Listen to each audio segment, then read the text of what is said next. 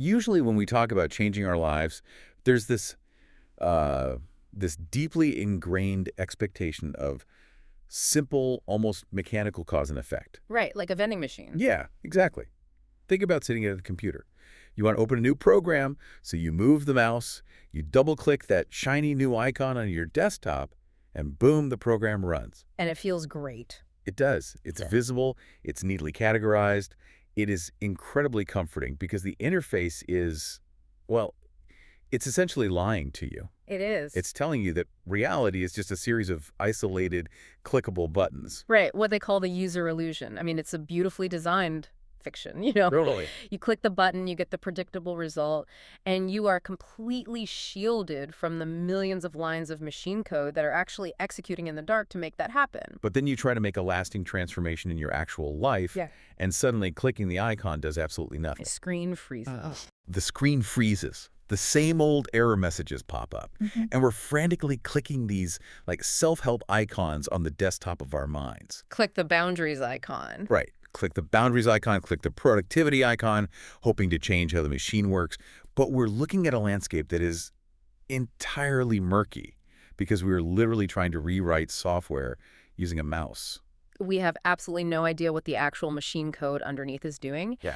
And more importantly, we don't realize that the software we are trying to change is locked in an operating system we didn't consciously install. Okay, so let's unpack this, because if you are listening to this right now, yes, you are probably intimately familiar with that exact feeling of frantic clicking. We all are. We all are. I mean, you wouldn't be tuning into this deep dive if you weren't trying to access the developer mode of your own life. Exactly. So our mission today is to explore a transformative shift in how we operate in the world. We're talking about moving from being a passive user of life's interface to becoming an architect. And ultimately, a conscious participant in the systems around us. Yes. So the source material we're diving into today, chapters 9, 10, and the interludes leading into Meta-Matics, provides this profoundly structured framework for this transition. But we have to fundamentally adjust our lens first. How so? Well, the goal isn't just to learn a few new buzzwords to add to the desktop. Yeah. It is to recognize the hidden architecture currently running your daily decisions, your relationships, and really the broader ecosystems you exist within. Which is terrifying, honestly. It is. Most of us assume we are living our lives, but these texts suggest a much more sobering reality, which is that we are actually being lived by a set of invisible legacy systems. Legacy software kicking in. It's like, okay, it's like a script written when you were a terrified 14-year-old is still quietly executing in the background when you're, say, a 35-year-old manager. Precisely. Just subtly dictating how you handle a performance review. Yes, exactly that.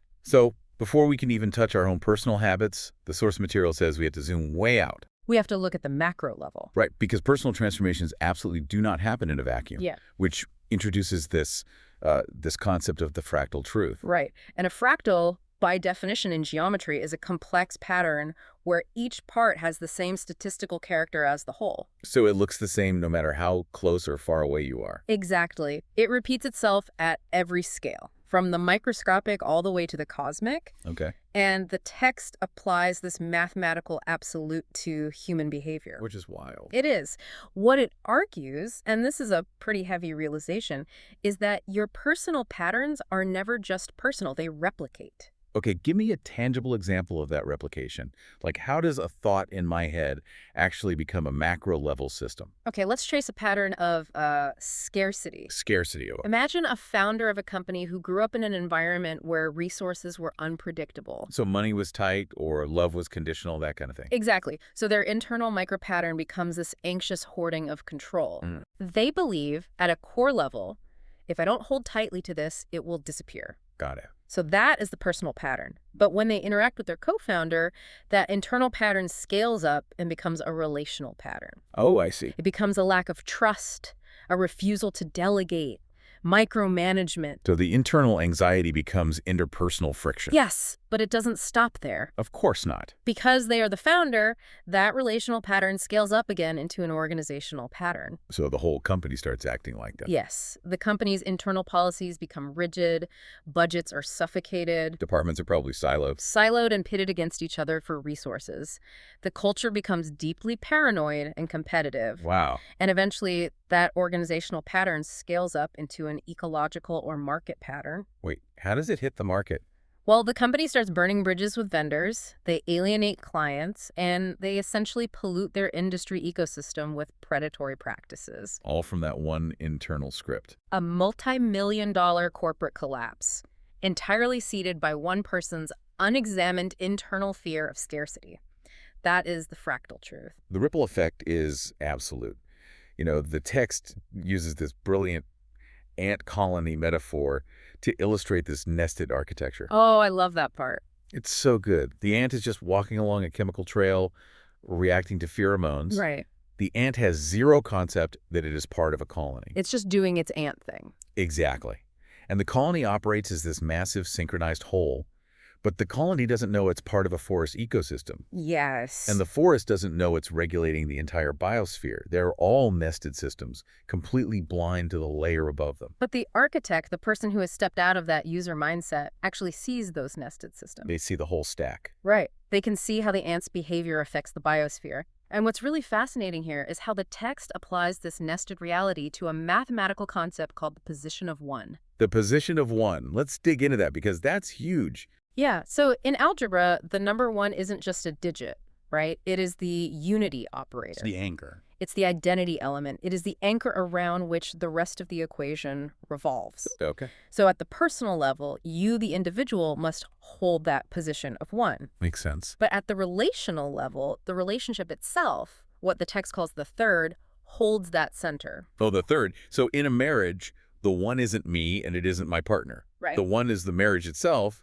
and we are both operating in service to the health of that third entity. Precisely. You serve the third. But as you scale up to the organizational or ecological level, a single person, or even a single relationship, cannot mechanically hold the center anymore. It's just too big. The mass is too great. At that scale, a principle must hold the position of 1. A principle, like what? Like a core mission, a constitutional value, or a deep principle of interdependence. Okay, so if a single CEO's ego tries to be the one. Or a raw obsession with quarterly profit tries to hold the position of 1 at an organizational level. The system mathematically destabilizes. It has to. It collapses under its own weight. Because you are trying to balance a skyscraper on a pinpoint that was literally never engineered to bear that kind of load. Exactly. But let me push back on this for a second. Go for it. Because bringing this back down to the personal level, how do we actually bear the weight of that responsibility? What do you mean?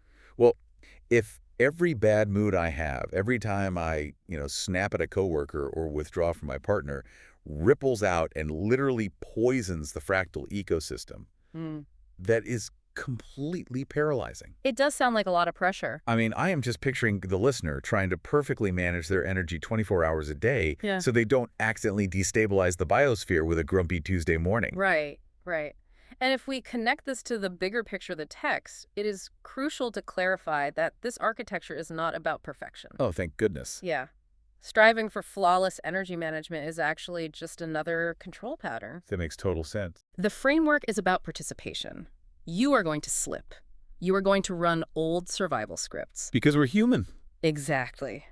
The transformative shift isn't from being a flawed human to a flawless machine. Okay. The shift is moving from what the source calls a responsive variable to an autonomous variable. Okay, yes, we need to break down the literal math of this. Yeah. Because the acronyms R1V and AV1 pop up everywhere in these sources. Yeah. So what do those variables actually represent? Think about basic algebra. You have constants and you have variables. Okay. In the R1V state, which stands for responsive variable, the external world is holding the 1. So the external world is the constant. Exactly. The room you walk into, the traffic jam, the aggressive email from your boss, the external environment dictates the terms. And I'm the V. You are the V. You are the variable responding to it. So if the room is a chaotic 10 out of 10, I become a chaotic 10 out of 10. You match it. If my boss is projecting anxiety, I just absorb and reflect that anxiety. I am basically just a thermometer. You are matching the temperature, yes.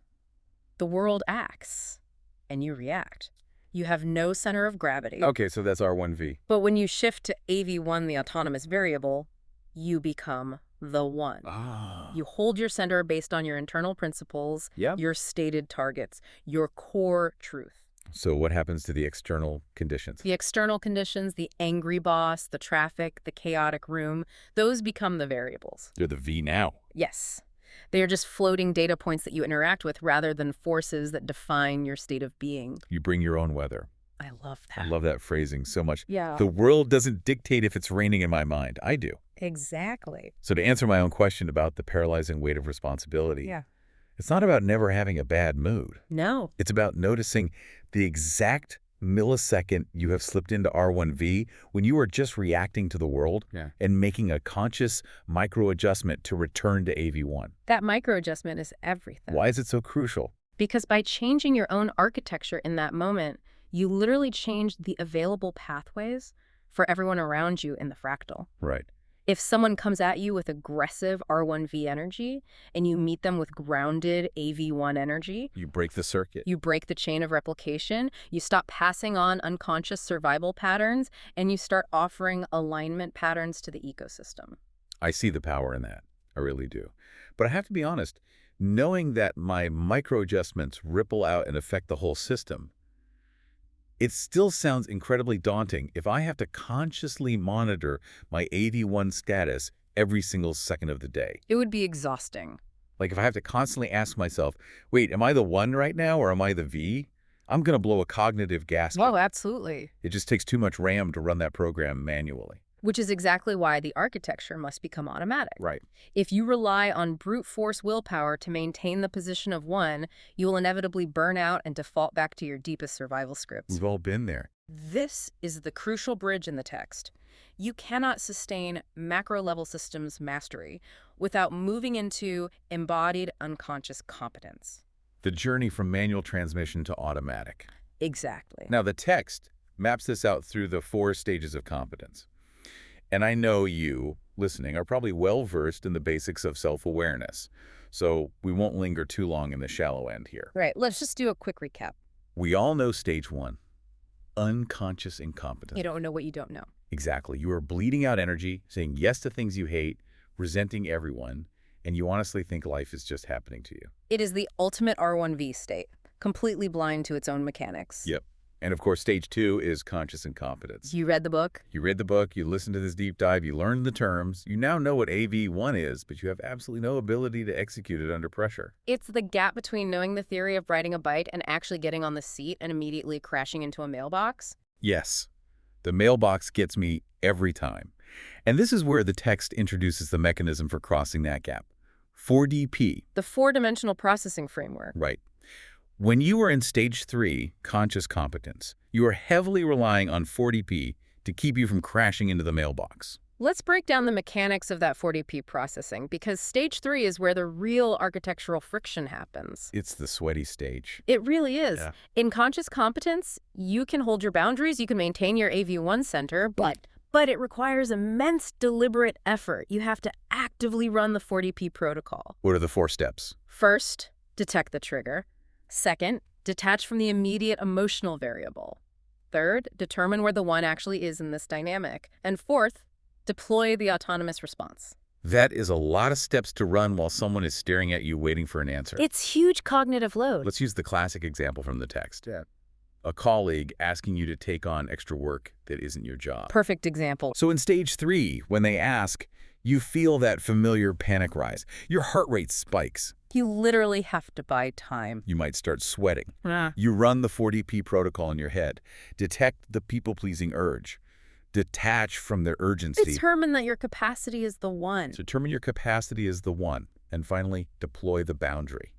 You force the words out. I don't have the capacity for that right now. It is a massive victory. It is, but it leaves you totally exhausted. Yep. You have to turn the key in the ignition and flood the engine with gas every single time you want to move forward. The friction is high because you are literally carving a new neural pathway. Physical changes in the brain. Exactly. You are myelinating a new circuit of behavior through sheer conscious repetition. Okay. But if you sustain that 4DP practice long enough, the myelin sheath thickens. The pathway becomes a superhighway. And that is how the transition occurs. Yes. The heavy manual processing of stage 3 collapses into an instantaneous reflex. Which brings us to the promised land. Stage 4. Stage 4, unconscious competence. The visceral, full-body relief of stage 4. It's a profound shift. It really is. This is the phase where the text notes your internal dialogue profoundly shifts. You stop saying, I need to practice my boundaries today, and you simply realize, this is just who I am now. Alignment becomes your default physiological state. It's when the architecture moves from being something you do to being something you are. Right. So in our example with the colleague asking for extra work, At stage 4, there is no spike in heart rate, there is no sweating. no frantic 4DP processing. The colleague makes the request, and your body simply responds, let me check my capacity and get back to you. Zero drama. Zero internal guilt negotiation. The boundary happens as an automatic reflex governed by your core principles. It really does sound like a superpower. It does. But here is where I get suspicious. Oh. Yeah. Is stage 4 the finish line? Because it sounds a bit like utopian nirvana. You're right. Do we just reach unconscious competence, kick our feet up, and coast through a friction-free existence forever? A lot of people think so. Does the text actually claim we just stop having internal drama and stop growing? It claims the exact opposite, actually. And this raises an important question about the nature of growth. Tell me. The text introduces what it calls the paradox of mastery. The paradox of mastery. Right. When you reach unconscious competence, you actually stop noticing your own mastery. Oh, because it's automatic. Because it takes no effort. You forget how hard it used to be. The friction is gone, so the sensation of growth disappears. You feel like you're stuck. If you aren't careful, stage 4 can feel like complete stagnation. You take your own transformation for granted. The desktop interface feels so smooth you forget all the blood, sweat, and tears it took to rewrite the machine code. Exactly. Therefore, the practice at this stage is to deliberately consciously celebrate the integration. Okay. But to your point about nirvana, no, stage 4 is not the finish line. What is it then? It is a new baseline. Think about the cognitive load we discussed earlier. Right, the RAM. In stage 3, 90% of your RAM was used just to hold a simple boundary. Yeah. In stage 4, that boundary takes 1% of your RAM. So what happens to the other 89%? It frees up. I have all this excess processing power now. And that excess processing power allows you to perceive the next level of complexity in your life. Which forces you into stage 5. Yes. Stage 5, meta-awareness. The more you know, the more you realize you don't know. Exactly. You hit unconscious competence in holding a boundary with a coworker, but that new elevated baseline suddenly makes you realize you have absolutely no boundaries with your own ambition. Oh, wow. Ouch. So you start the entire cycle over again, but at a higher altitude. It is a continuous upward spiral. And this realization that integration frees up the cognitive load for higher complexity is the precise threshold where the source material transitions us. Where are we going? From the physical embodiment of our habits into the formal, strategic design of our futures. Which brings us to the interludes, the bridge. The bridge, yes. Once you hit that stage 4 baseline, you are no longer just learning how to play the scales on an instrument. You are stepping into the concert hall. You have the excess RAM to actually compose something. Now, the source material does something structurally fascinating here that I really want to highlight. The formatting change. Yes, the text literally changes its formatting. It shifts from using Arabic numerals, 1, 2, 3, to Roman numerals, Y, 2, 3. It's a very intentional shift. Why change the numbering? Like, what is the subtle psychological cue there? It is a profound structural metaphor. Arabic numerals imply linear accumulation. Adding more things. Right, they imply a sequence of adding more and more tools to a toolbox, 1, then 2, then 3. You are gathering data. Okay. But by switching to Roman numerals, the text is signaling a hard stop to that linear gathering. You are done accumulating. You don't need another self-help book. You don't need another hack. That's a relief. Roman numerals, in this context, represent thematic depth and structural pillars. You stop moving forward to acquire, and you start moving inward to deepen. It is the transition from the foyer of understanding into the house of being. I am absolutely obsessed with this metaphor from the text. It's incredibly resonant. We spend so much of our lives lingering in the foyer. We really do. The foyer of understanding is where you acquire the vocabulary. It's where you learn the concepts, map your variables, identify your traumas. But eventually you have to cross the threshold. You have to actually live in the house of being. And this is where we encounter the trap of preparation masquerading as action. The workshop junkie trap. Yeah. Here is where it gets really interesting. Oh, yeah. The text explicitly warns us about becoming professional students of our own lives. It's a very comfortable place to hide. These are the people, and I will humbly raise my hand and admit I have been this person, Hmm. who know all the I've buzzwords. been there too. They can map their childhood wounds with surgical precision. Mm.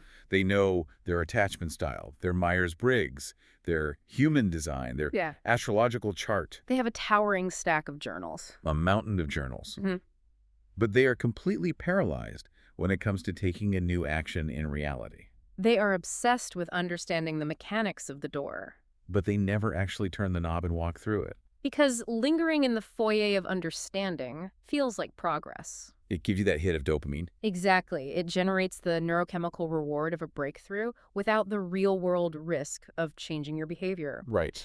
If you don't cross that threshold into the house of being, you are essentially just obsessively redecorating the waiting room of your own life. Obsessively redecorating the waiting room.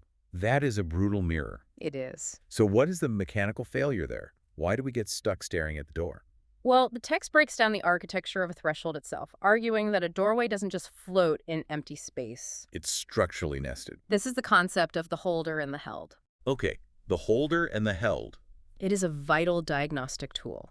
A threshold, the door, the block, the resistance you feel, is held by a room. The room. The room represents the immediate context or environment. Okay. But that room doesn't exist in a vacuum either. The room is held by a handler, A handler. which represents a deeper historical belief or a legacy script. Let's ground this, because it sounds a bit like Inception right now. Walk me through the nested architecture of a specific block. Okay, let's say you are an executive and you have a recurring block. Whenever you need to deliver critical feedback to a subordinate, you freeze. Very common. You soften the language so much that the feedback becomes completely meaningless. Right. The block, the inability to speak directly, is the door. That's the threshold. Most people, especially in stage 2 or stage 3, try to just push harder on the door. They take a communication workshop, They try to brute force their way through the block with willpower. which we know is exhausting and unsustainable. Right. But if you have transitioned into the architect mindset, you stop pushing on the door and you trace the nested architecture. You look at the blueprints. You ask, what room is this door sitting in? Okay. You look at the context and realize the room is labeled fear of being disliked. Okay, so that's good awareness. It is, but you have to go deeper. What belief is handling that room? Why was that room built in the first place? You trace it back to the handler. And you find out the handler is a legacy script from childhood that says, if people are upset with me, I will be abandoned. Yeah. Mhm. So the root cause isn't a lack of communication skill. Oh, The root cause is a survival script equating conflict with abandonment. yes. And until you deal with the handler, you will keep encountering that locked door no matter how many leadership seminars you attend. Precisely. You have to trace the holding to its source. You have to renegotiate the contract with the handler. Which is terrifying. It requires a level of radical honesty that frankly terrifies most people, which is exactly why they prefer to stay in the foyer of understanding, continually analyzing the paint color on the door. Let me pause here and ask you, the listener, directly. Yeah, think about this. Think about your own architecture right now. Are you walking back into the arguments of yesterday, analyzing who was right and who was wrong, and calling it reflection when it's actually captivity? Ooh. Are you just redecorating the foyer? Or, on the flip side, are you using the future to worry preventatively? Mapping out all the disasters. Exactly. Mapping out 50 different disastrous scenarios, generating the illusion that you are being productive and responsible, when really you are just avoiding the threshold of the present moment. It is a sobering diagnostic Mirror. because once you identify the handler, you cannot see it. Right. Ignorance is no longer an excuse. You have to take responsibility for redesigning the room. And that redesign, that literal blueprinting of reality, is exactly where the texts take us next. Part 3. You built the house, you're living in it automatically. You understand how to diagnose the thresholds and the handlers. Now, how do you scale this? Yes. Eh. How do you move beyond your own internal healing and actually design complex futures, teams, and projects intentionally? This is the bridge into the third and final section of the source material, Meta-Matics. the gateway to Meta-Matics. Yes. This is where the framework leaves the realm of traditional psychology and becomes an incredibly robust systems design tool. Now, I have to confess, when I first turned the page and saw the word Meta-Matics, My brain initiated a hard reboot. A little intimidating. I was like, wait, are we doing long division with our feelings now? What is happening? It's not arithmetic. It's not. The text formally calls it the pseudo-algebraic concept mapping system. Which is a massive mouthful. It really is, but the underlying logic is brilliant. It borrows the syntax of algebra relationships, operators, variables, and applies it to the abstract concepts of life and work. What is fascinating here is the underlying rationale. Why do we need math for our internal lives and our strategic planning? Why formalize it to this degree? The text outlines 3 specific reasons: precision, prediction, and design. Okay. When you only use intuition, you navigate by feeling. And intuition is a powerful, necessary tool. Right, we're not knocking intuition. No, absolutely not. But eventually, as you scale your life, your business, or your relationships, you hit a threshold of complexity that your intuition simply cannot process. It maxes out. The variables become too numerous, you lose the plot, you need a map. You need a mathematical syntax to organize the chaos. You need to see the actual code. So let's look at the primary formula the text provides for this concept mapping system. Okay. It is written out as A over B, integrated with C over D. Right. Or, visually, A/B, then an integration symbol, then C/D. Let's meticulously define these variables because this is the engine of the entire system. Go for it. In this equation, A and C are defined as the iterators. The iterators. Yeah. That is the content. Yes.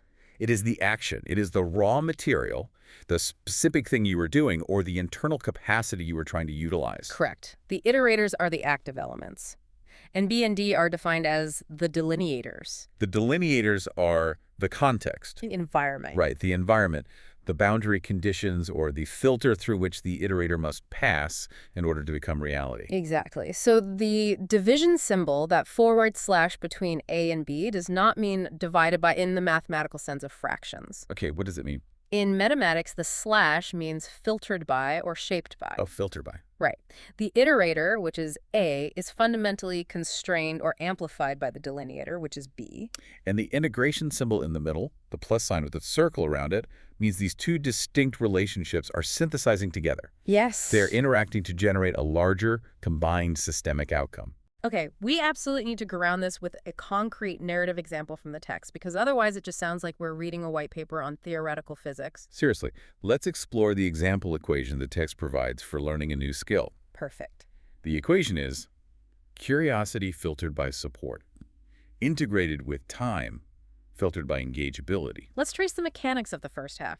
Curiosity filtered by support. So curiosity is my iterator. Yes. It is my internal content, my raw desire to learn something new. Let's say I want to finally learn how to play the guitar. A noble pursuit. Right. My curiosity is currently at a 10 out of 10. But Meta-Matics teaches us that my curiosity does not exist in a vacuum. It has to pass through the filter. It must pass through the filter of support, which is my delineator. Right. Do I have a good teacher?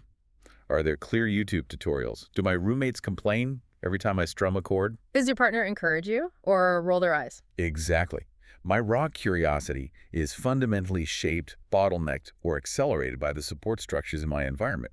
That is exactly right. A high iterator with a 0 delineator yields a 0 result. Wow. Now look at the second half of the equation. Time filtered by engageability. Time is my second iterator. Yes. It's the literal hours I have available in a week. Let's say I have 5 hours a week to practice. But that time is filtered by engageability. My second delineator. Right. Engageability is about the friction of the environment. Is my practice space beautifully set up in the corner of my living room?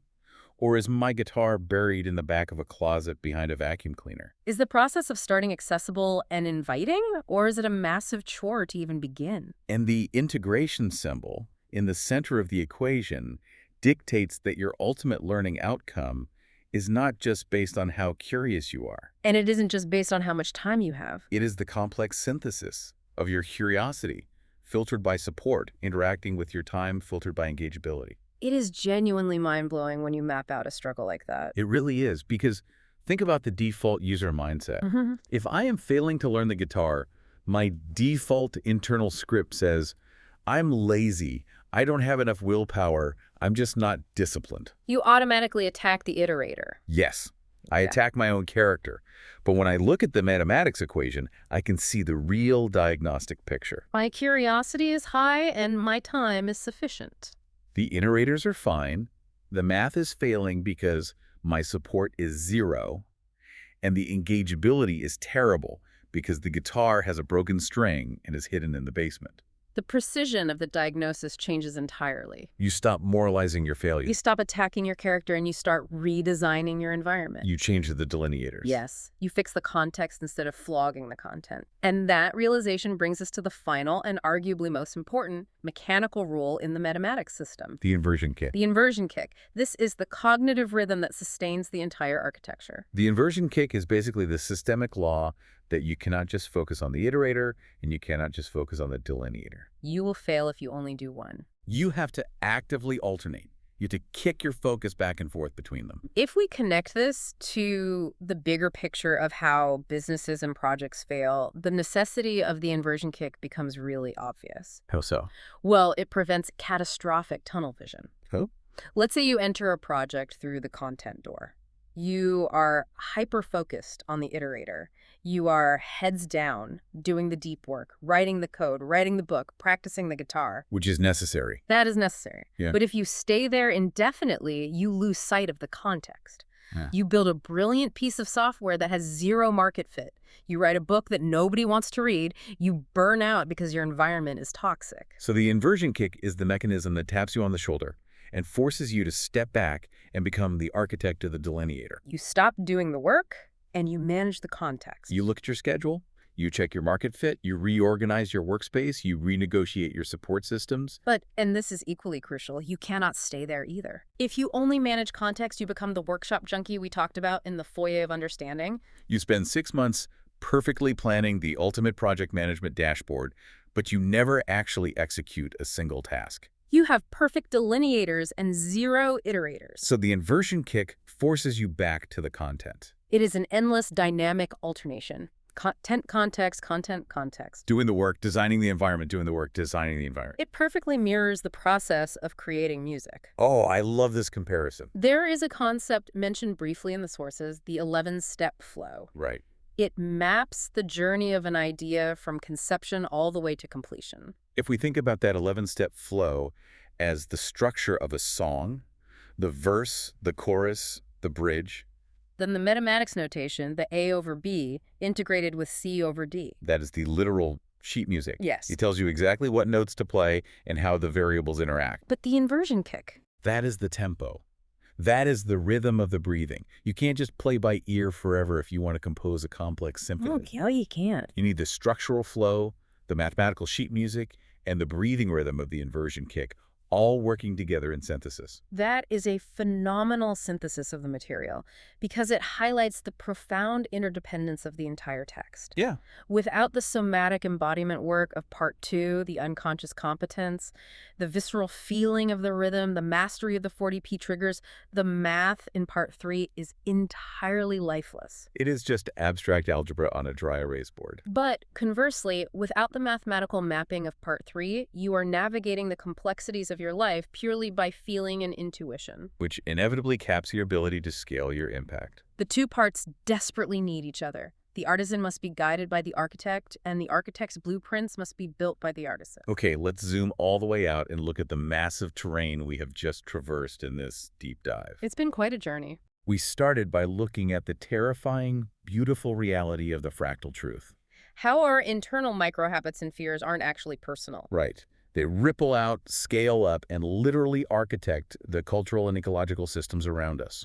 We learn the mechanics of moving from being a purely reactive thermometer R1V to holding our own energetic center as an autonomous variable AV1. We then explored the arduous but necessary journey of making those new aligned choices automatic. We mapped the path through the friction of conscious competence. Utilizing 40p processing until the neural pathways myelinated and the architecture became unconscious competence. A state of default alignment where boundaries are reflexes, freeing up our cognitive RAM for higher complexity. We crossed the threshold from the Foyer of Understanding into the House of Being by identifying our legacy handlers. And finally, we learned how to map those newly automatic habits into the pseudo-algebraic blueprints of Meta-Matics, allowing us to accurately diagnose our failures by separating our iterators from our delineators. And utilizing the inversion kick to maintain a dynamic rhythm of growth. It is the complete evolutionary journey.